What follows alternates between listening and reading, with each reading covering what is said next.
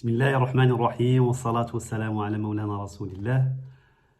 Je vais vous parler aujourd'hui du troisième point pour cheminer vers Dieu subhanahu wa ta'ala, as-sidq, qu'on peut traduire par le mot être vrai, la sincérité, la véracité ou la certitude. Donc comment être vrai? C'est le fait de ne pas se détourner de Dieu subhanahu wa ta'ala. Rien ne peut nous détourner de l'adoration d'Allah subhanahu wa ta'ala. C'est la continuité de l'adoration et la répétition pour Dieu subhanahu wa ta'ala. Le prophète sallallahu alayhi wa sallam a dit à Sayyidina al-Hassan, son petit-fils, radiyallahu anhu, « Da' ma yuribuka ila ma la yuribuk, fa inna as-sidqa tuma'nina wal kadhiba riba » Donc il lui a dit, laisse le doute pour la certitude.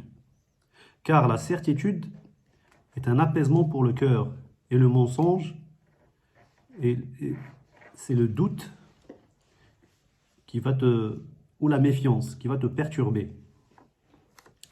Donc, si tu veux que Dieu soit satisfait, alors il faut que tu sois sincère avec lui, avec toi-même.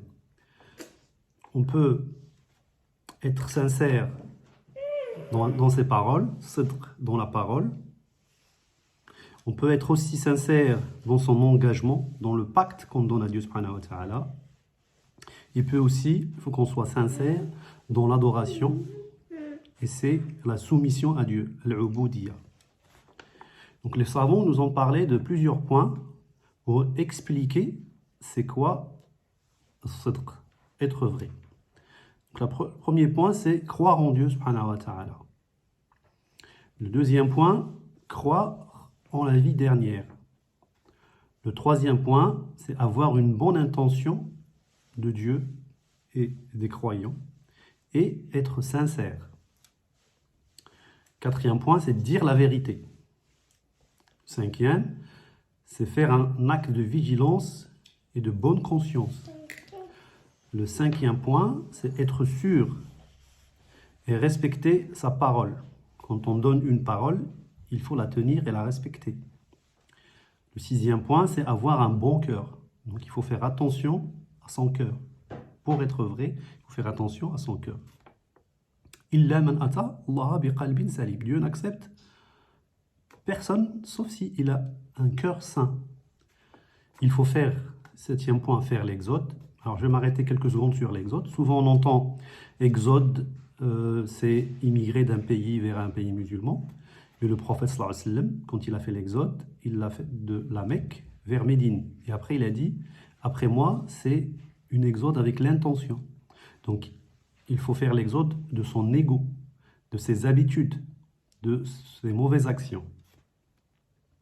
Septième point, c'est faire un bon accueil, accueillir ses amis chez soi. C'est aussi fait partie de sidq. Et le dernier point, c'est être courageux.